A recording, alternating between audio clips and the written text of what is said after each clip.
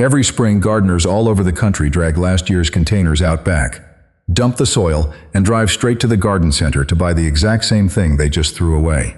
The companies selling bagged potting mix love that routine. Selling you the same dirt every single year is the whole business model, and the advice to start fresh each season comes mostly from the people who profit when you follow it.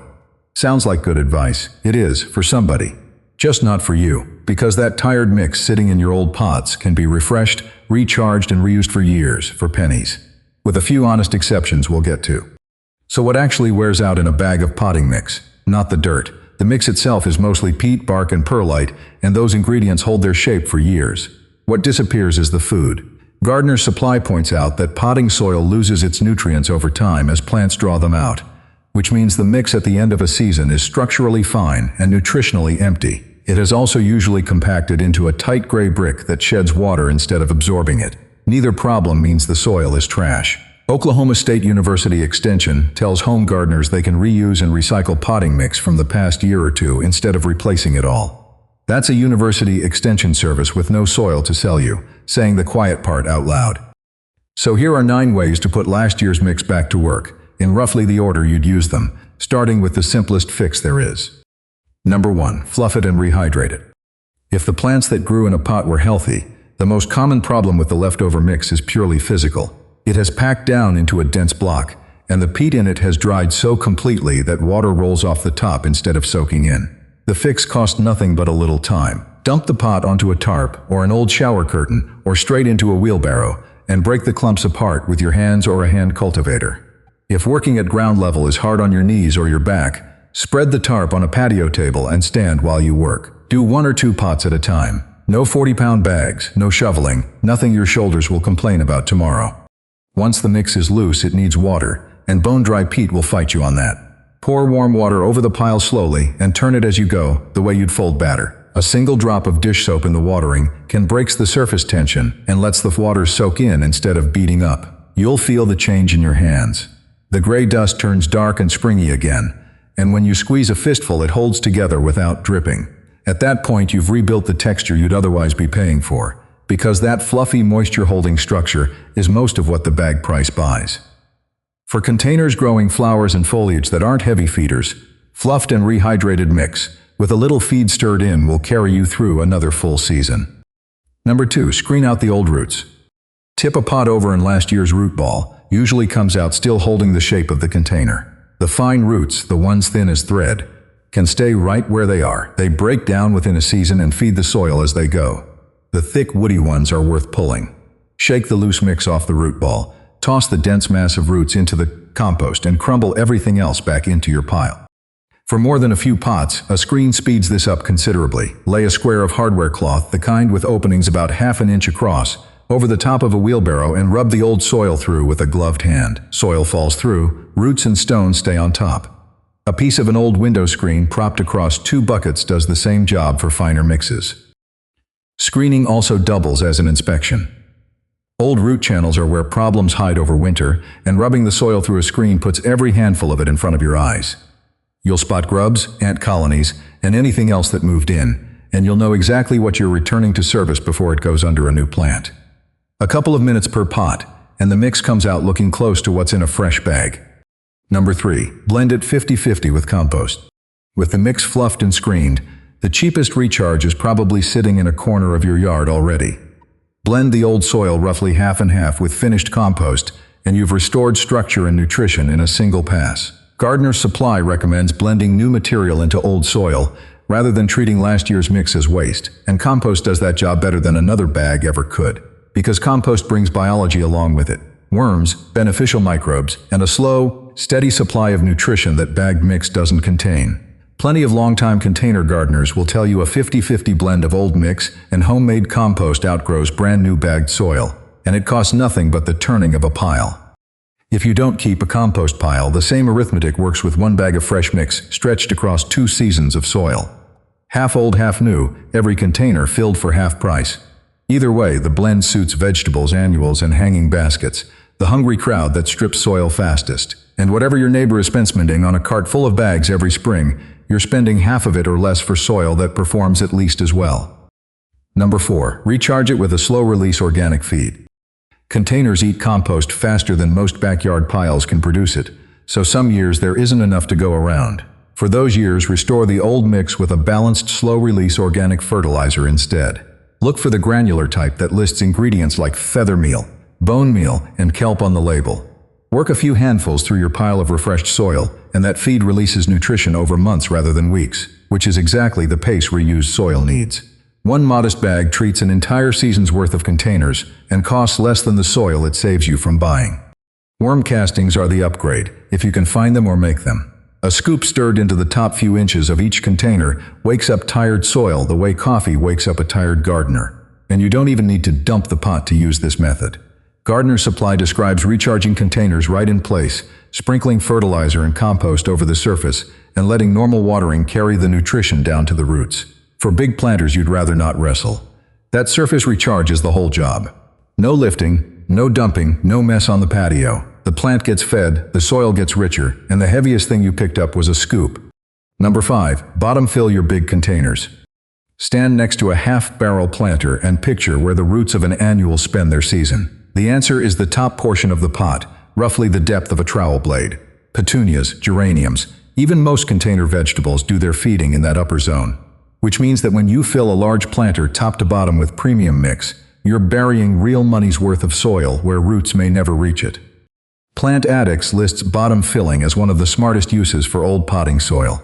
Fill the bottom half, or even the bottom 2/3, of a big container with last year's refreshed mix, then finish the top with fresh or 50-50 blended soil where the feeder roots will live. The old mix underneath still drains well, still holds moisture in reserve, and still gives the pot the weight it needs to stay upright in a summer storm. The plant can't tell the difference, and your soil budget can. A pair of large patio planters, filled this way, uses half the new soil they'd otherwise swallow, and across a whole porch of containers, the savings stack up into $20 bill territory fast. One small note for anyone growing deep-rooted crops in large containers.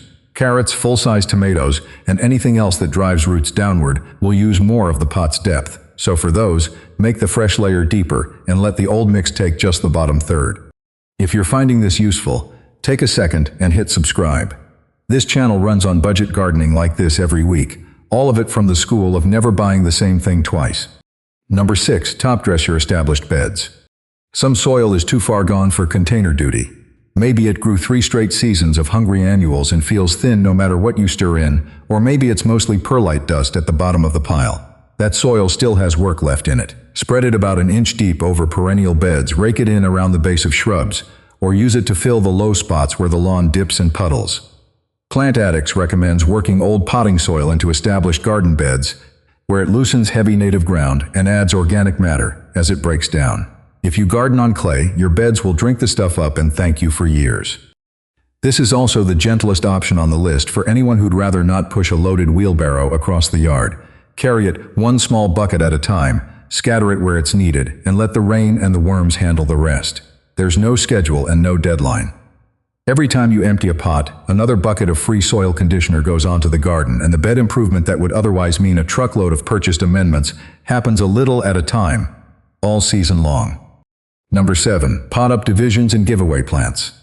Every gardener past a certain point becomes a plant dealer. Hostas get split, daylilies get divided, cuttings root in a jar on the windowsill, and the spider plant on the porch produce babies faster than you can give them away. None of those plants needs premium soil. They need something free, and old potting mix is exactly the right grade for the job. Plant Addicts lists potting up divisions and giveaway plants among the best uses for spent mix, and it's hard to argue with the economics. Free plant, free soil, free pot saved from last year's nursery haul. Keep a lidded trash can or a covered tote of refreshed old soil next to wherever you pot things up. Once it's sitting there ready, you'll stop hesitating to divide a perennial, because potting the divisions would mean opening a fresh bag. Church plant sales, new neighbors, grandkids starting their first garden. The pass-along tradition runs on exactly this kind of soil, and there's a satisfying full-circle quality to it. The industry advice says dump the old mix in the trash, and instead it becomes the foundation of a dozen new plants that never cost anyone a dime. Number 8. Feed it to the compost pile.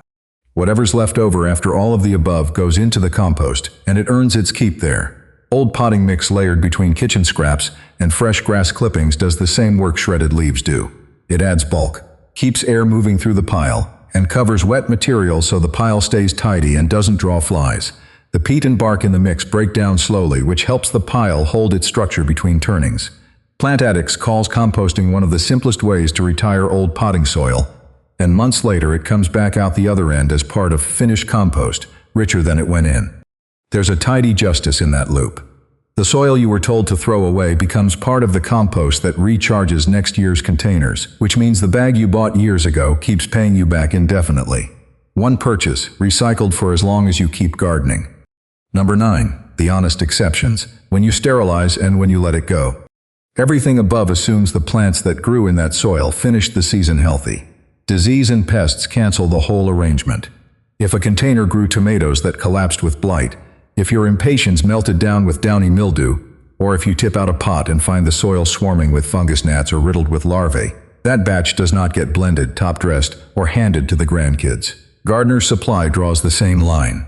Reuse potting soil when the plants in it were disease-free, and after something like downy mildew, either throw it out or sterilize it before it touches another plant. Sterilizing sounds industrial and isn't. The free version is solar. Bag the moistened soil in black plastic, seal it tight, and leave it on the driveway or a sunny walkway through several weeks of June and July heat. The temperature that builds inside the sealed bag cooks pathogens, weed seeds, and pest eggs all at once, and the only thing it costs you is patience. The fast version is the oven. Spread moist soil in an old roasting pan, cover it with foil, and bake it low, around 200 degrees until the whole pan is heated through. Fair warning from someone who has done it, the house will smell like the floor of a greenhouse.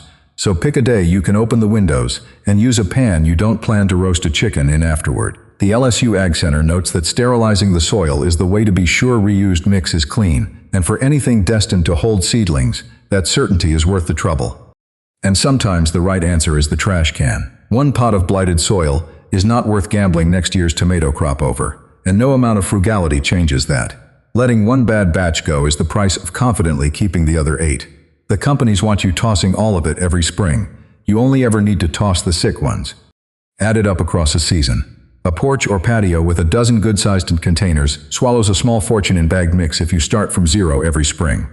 Refresh what you have, blend in compost, bottom fill the big pots, and send the tired remainder out to the beds and the compost pile. And your annual soil bill drops to almost nothing while your containers grow just as well. Often better skills involved amount to squeezing a fistful of soil and turning a pile with a trowel. No special products, no equipment, nothing heavier than a bucket.